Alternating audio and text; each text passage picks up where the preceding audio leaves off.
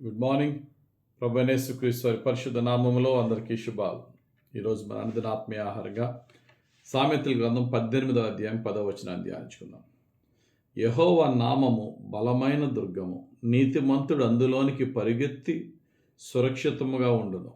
చదవబడిన వాక్యాన్ని 4 భాగాలుగా చేస్తే, 1 యెహోవా నామము, 2 బలమైన దుర్గము, 3 నీతిమంతుడు అందులోనికి పరిగెత్తుకుని వెళ్తాడట, 4 సురక్షితంగా ఉంటాడట. యెహోవా అనే మాటకి భక్తుడైనటువంటి మోషే నీ పేరేం పేరు అంటే యెహోవా అని చెప్తాడు. అంటే ఉన్నవాడను వాడను అంటే ఐయామ్ దట్ ఐయామ్. అంటే ఆయన ఎవరు అంటే ఎల్లప్పుడూ ఉన్నవాడు, నిత్యత్వములో ఉన్నవాడు, హీఈస్ ఎటర్నల్. కాబట్టి ఆయన ప్రారంభము ముగింపు ఆయనకి లేనివాడు యెహోవా దేవుడు. ఆయన నమ్మకమైన వాడు, ఆయన నిత్యత్వములు ఉన్నవాడు, ఆయన మార్పు లేనివాడు, ఆయన సర్వశక్తిమంతుడు. అటువంటి నిత్యుడగు దేవుడు యెహోవా. ఆయన సన్నిధిలో, ఆయన యొక్క నీడలో మనం ఉంటే అది బలమైన దుర్గముగా ఉంటుందట. బలమైన దుర్గం అంటే స్ట్రాంగ్ టవర్, ఒక గొప్ప షీల్డ్ అనమాట. అందుకనే కీర్తనకారుడు అంటాడు 61వ కీర్తన 3-4 వచనాల్లో, నీవు నాకు ఆశ్రయముగా ఉంటివి, శత్రువులు ఎదుట బలమైన కోటగా ఉంటివి. యుగయుగములు నేను నీ గుడారములో నివసించేదను, నీ రెక్కల చాటున దాగుకొందను. కష్టం వచ్చినా, నష్టం వచ్చినా, రోగం వచ్చినా, వ్యాధి వచ్చినా, మరి ఏదొచ్చినా బలమైన దుర్గం మనకి ఏంటట?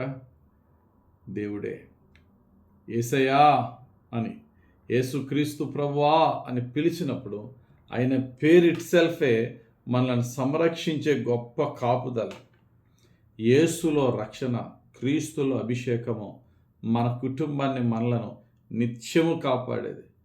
కష్టం వచ్చినా, ఏ ఆపద వచ్చినా యేసుక్రీస్తు ప్రభువా నా యెహోవా తండ్రి అని పిలిచినప్పుడు ఆయన పరిశుద్ధాత్మ శక్తితో, పరిశుద్ధాత్మను మనల్ని సంరక్షించి కాపాడుతాడు. ఆయన నిత్యము మనల్ని ఒక కోటలో, ఒక బలమైనటువంటి ఎవరు లోపలికి రాలేని బలమైన కోటలో మనం దాచి కాచి కాపాడినట్టుగా 91వ కీర్తనలో 1వ వచనంలో, మహోన్నతుని చాటును నివసించేవాడు, సర్వశక్తుని నీడను విశ్రమించేవాడు. ఆయన పేరు ఇట్సెల్ఫే, ఆయన పేరులోనే మనకి నీడ, మనకి కాపుదల, మనకి కేడముగా, మనకి ఆశ్రయముగా ఆయన నామమే మనల్ని రక్షిస్తుంది. కాబట్టి ఆయన నామము బలమైన నామము, మనల్ని నిత్యము సంరక్షించే నామము.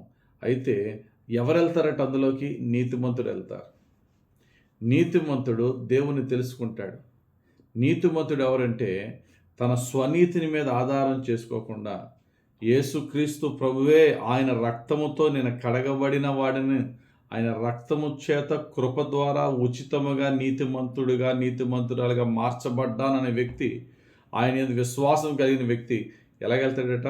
పరుగెత్తుకొని అనే మాట ఉంటుంది. నీతిమంతుడు అందులోనికి పరుగెత్తి, మనకి ఎప్పుడైనా ఆపద వచ్చిందనుకోండి, ఒక బ్యాడ్ న్యూస్ వినబడింది అనుకోండి, ఇంట్లో ఎవరికైనా ఒంట్లో బాగాలేదనుకోండి, ఆలస్యం చేయం, వెంటనే మోకాళ్ళేస్తాం, వెంటనే యేసుక్రీస్తు ప్రభు అంటాం. మరి దేవుని యందు విశ్వాసం కలిగిన వారము వెంటనే దేవుని మొరపెట్టాలి, వెంటనే దేవుని పిలవాలి. ఎందుకంటే ఆయన నామములోనే మనకి సమస్తమైనటువంటి రక్షణ. అపోస్తుల కార్యం 4:12 ఉంటుంది, మరి ఎవని వలనను రక్షణ కలగదు, ఈ నామముననే మనము రక్షణ పొందవలెను కానీ ఆకాశము క్రింద మనుషులలో ఇవ్వబడ్డ మరి ఏ నామమున రక్షణ పొందలేము అనినో యేసుక్రీస్తు నామం. కాబట్టి ఆపదలు అందరికీ వస్తాయి, కష్టాలు అందరికీ వస్తాయి. ఆపదలో డాక్టర్ ఫోన్ చేద్దామా, లేకపోతే పోలీసుకి ఫోన్ చేద్దామా, లేకపోతే పలానా అధికారికి ఫోన్ చేద్దామా కాదు, అందరికంటే పెద్దవాడు యేసుక్రీస్తు ప్రభు. నువ్వు యేసుక్రీస్తు ప్రభువులో ఆయన కృపను బట్టి ఉచితంగా నీతిమంతుడిగా మార్చబడితే నీకు నాకు రావాల్సిన మొట్టమొదటి మాట యేసుక్రీస్తు ప్రభువా అని ఆయన పిలుచుకుందాం. ఆ తర్వాతే మనం చేయవలసిన పని చేద్దాం. ముందు ప్రార్థన చేద్దాం. ఆపద వచ్చినప్పుడు నీతిమంతుడు పరిగెత్తుకుంటూ పోతే అప్పుడు అందులో ఎలా ఉంటాడట? సురక్షితముగా ఉండును. ఆయనే మనకి సేఫ్టీ. శ్రమలు రావని కాదు, ఆ శ్రమల్లో ఏ శ్రమ మనల్ని జయించలేదు. ఆయన మనకి భయము నుండి విడుదలిస్తాడు, సమస్తమైన నాశనం నుండి విడుదలిస్తాడు, దురాత్మ శక్తుల నుండి సంరక్షిస్తాడు. ఎందుకంటే రోమిలికి రాసిన పత్రిక 8వ అధ్యాయం 1వ వచనం ఉంటుంది, కాబట్టి ఇప్పుడు క్రీస్తు యేసు నందున్న వారికి ఏ శిక్షా విధియు లేదు, ఏ సాతానుడు మనల్ని తాకలేడు. కాబట్టి నీ జీవితంలో, నా జీవితంలో యేసుక్రీస్తు నామం, యెహోవా తండ్రి నామం బలమైన దుర్గము. అన్ని నామముల కన్నా తండ్రి యేసుక్రీస్తు నామాన్ని అత్యున్నతమైన నామంగా హెచ్చించాడు. కాబట్టి ఆయన యందు ఉచితముగా నీతిమంతులుగా మార్చబడిన మనము చిన్న కష్టమైన పెద్ద కష్టమైన ఏ మనిషికి ఫోన్ చేయొద్దు.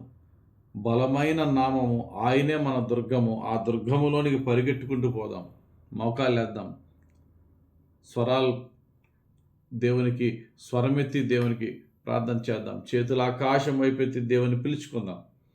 ఆయనే మనం ఆశ్రయముగా మన దగ్గరికి వస్తాడు, మనల్ని షీల్డ్ చేస్తాడు, మనల్ని కాపాడుతాడు, మనల్ని సురక్షితంగా మనల్ని నివసింపజేస్తాడు. ఆ యేసుక్రీస్తు ప్రభుకి ప్రార్థన చేసుకుందాం.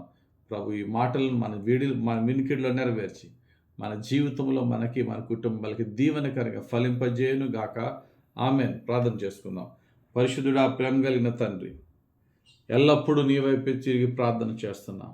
మా వ్యక్తిగత రక్షణ నిమిత్తము, మా అవసరతల నిమిత్తము, మా కుటుంబస్తుల రక్షణ నిమిత్తము, స్వస్థత నిమిత్తము, అయ్యా మాకు ఇచ్చిన సంస్థలకి, సంఘాలకి, పరిచర్యలకి నీ కాపుదల నిమిత్తము మా చేతులెత్తి వేడుకొనిచున్నాం యేసుక్రీస్తు ప్రభువా. నీ నామంలోనే యేసుక్రీస్తు ప్రభువా, మా కుటుంబాలకి, మాకు, మా ప్రజలకి నిత్యము నీ సంరక్షణ కాపుదల దయచేయండి.